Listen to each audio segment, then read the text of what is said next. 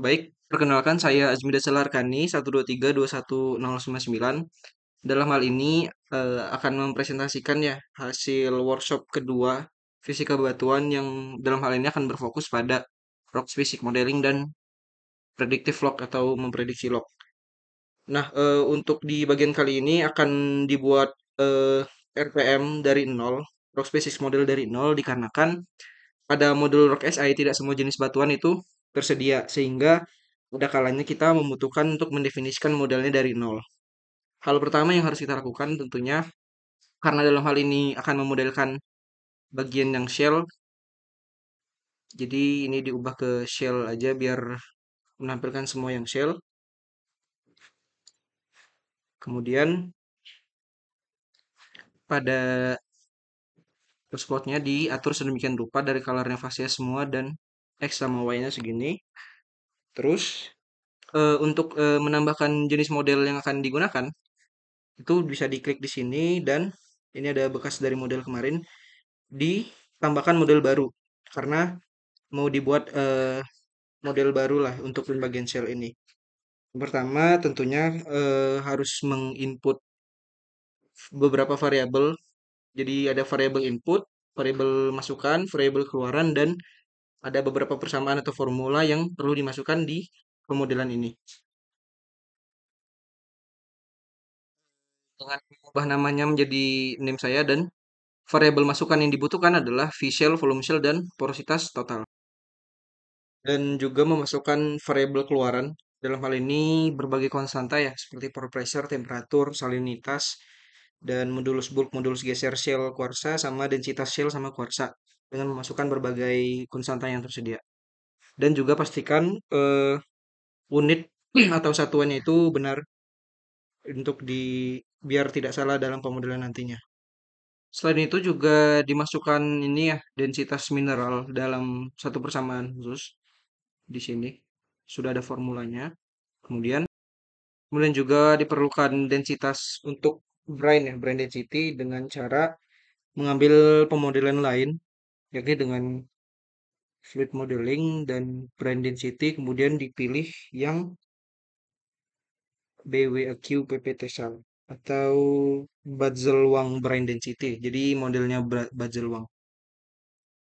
Dan juga memasukkan densitas bulk ya atau densitas total dari dengan formula ini. Selesai sudah untuk melakukan pemodelan di shell dan bisa dicek juga ya apakah modelnya sudah benar terbaca dengan benar atau belum itu di bagian sini sudah ada centang valid yes gitu.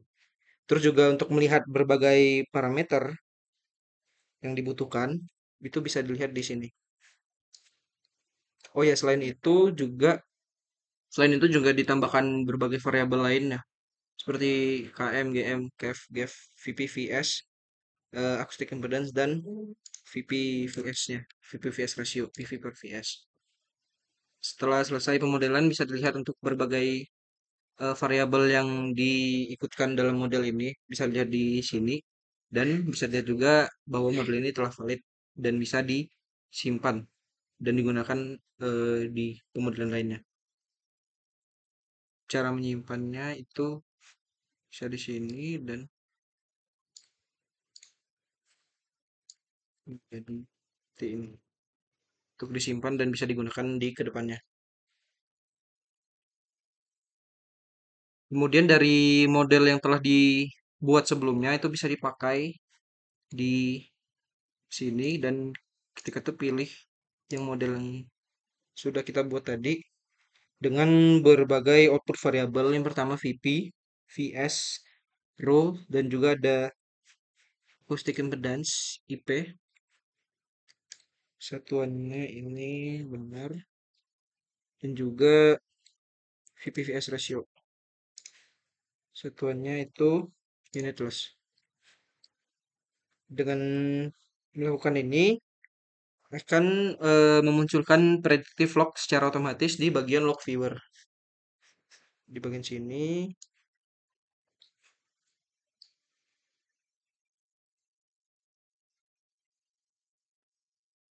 dengan mengubah ini untuk setiap well dan melakukan prediksi. prediksi yang pertama, bisa dilihat bahwa eh, hasil dari prediksi lumayan fit ya pada setiap log dari VP, VS, row, densitas row, IP, dan VP, VS-nya. Namun, eh, ada beberapa bagian yang tidak muncul. Hal ini dikarenakan pemodelan yang dilakukan hanya berada pada bagian shell saja, sehingga untuk litologi lainnya pada kedalaman tertentu itu membutuhkan model lain, tidak hanya model shell dong. Jadi harus di-input juga untuk yang litologi lain seperti coal, sand, oil, dan calcitnya harus di-input. Cara menginputnya adalah sebagai berikut. Kembali ke sini, terus load rock physics model, dan itu bisa dipilih dari sini. Kembali ke rock SI, bisa dilihat di sini ada berbagai model, misalnya calcit. Dan pastikan ketika melakukan loading, ini tercentang, artinya model yang diinput itu valid, benar seperti itu. Call juga di input juga, ulangi sampai semua model telah terinput ke Rock SI ini. Ketika semuanya telah terinput, berbagai parameter dari model bisa dimodifikasi agar eh, melihat atau fit atau tidaknya dari log data lapangan dan prediksi log untuk menguji validitas dari model yang telah diinput atau yang telah dibuat dari nol tadi. Sehingga ketika semuanya sudah diinput, ininya kita cocokkan saja, misal ini coal, terus ini shell, ini sand, oil, dan juga ke calcite. Untuk prediksi yang kedua, ketika dilakukan prediksi, ya lihat bagian hijau ini adalah yang prediksi, dan yang bagian ini untuk biar yang tidak terlihat ya, yang shell buatan dari nol tadi. Untuk yang bagian hijau ini, eh, bagian yang prediksi dari semua model yang telah diinput, dan bagian log yang bagian hitam itu yang dari data lapangan. Bisa dilihat lumayan fit, sehingga eh, dari 5 model tersebut dapat disimpulkan bisa dipakai lah untuk memprediksi pada kedalaman yang sekiranya tidak ada data log dari lapangannya. Dari lapangannya nggak ada data lognya gitu. Selain melihat dari fit data lapangan dan data predictive log, ya, predictive log bisa juga di QC dari crosspot-nya. Caranya itu ini dihilangin dulu, terus eh, yang pertama dihilangin, pastikan ini untuk colornya itu dinonkan, dan juga outline-nya dihilangkan biar terlihat. Bisa dilihat ya untuk berbagai crosspot seperti row versus VP, VP versus PHI, VPVS, dan VPVS versus acoustic impedance-nya itu lumayan fit juga secara crosslog. Secara trendnya itu sudah lumayan fit, berkualitas cukup baik lah, mengikuti data log sumber yang ada di lapangan. Sehingga dari hasil QC yang dari log dan juga dari crosspot itu bisa disimpulkan bahwa kelima model itu cukup bisa digunakan lah untuk memprediksi data-data yang sekiranya tidak bisa didapatkan langsung dari lapangan. Jangan lupa juga untuk semua progres ini bisa di-save di bagian sini. Mengapa hasil prediksi tidak tampil untuk seluruh level kedalaman log yang di pemodelan prediksi pertama tadi? Karena prediksi pertama tadi hanya menggunakan model shell, sehingga untuk yang litologi lain itu tidak ditampilkan hasil prediksinya. Sehingga tahapan berikutnya yang bisa dilakukan adalah ya memodelkan semuanya, atau karena kelima modelnya sebenarnya sudah ada dari rock SI, modul rock SI-nya, sehingga ketika lima-limanya dimasukkan dan dicocokkan itu baru bisa muncul untuk semua kedalaman. Kemudian jelaskan kombinasi crosspot log yang bisa digunakan untuk memisahkan litologi dan identifikasi reservoir. Maka kita bisa melihat dari si crosspotnya ini. Caranya itu bisa di-display untuk semuanya berarti. Dan juga, mmm, karena mau memisahkan litologi berarti warnanya kita balikin lagi ke fasies.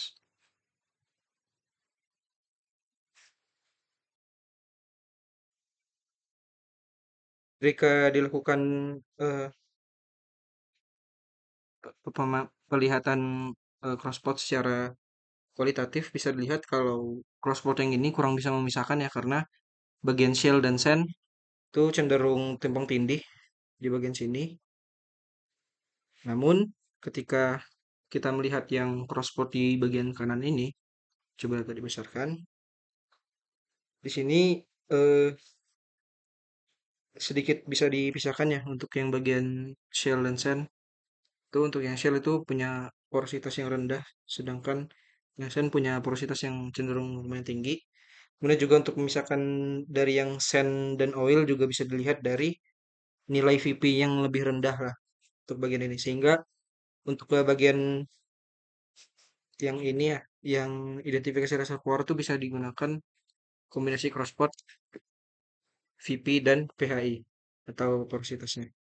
Selain crosspot yang VP versus PHI juga bisa dilihat yang crosspot bagian ini jauh lebih baik lagi dalam memisahkan reservoir dan nitologi sehingga ini lebih bisa terdistinguish atau terpisahkan ya untuk yang bagian bagian oilnya itu di bawah VPVS rendah dan juga IP-nya rendah. Terus untuk yang sand lebih tinggi lagi. Terus untuk ini shell tuh jauh lebih tinggi. Coal untuk yang coal itu tinggi banget di sini. Sedangkan yang bagian kalsit itu memiliki acoustic impedance yang sangat tinggi juga ya karena densitasnya tinggi seperti itu. Sehingga kesimpulannya dari dua log ini VP versus PAI dan VPVS versus IP yang bisa memisahkan litologi dan reservoirnya gitu. Apa perbedaan antara klasifikasi litologi berdasarkan fasies dan rock type atau tipe batuan berdasarkan parameter fisika batuannya? Itu perbedaan mendasar daripada kedua jenis klasifikasi litologi ini itu adalah pada cara pendekatannya.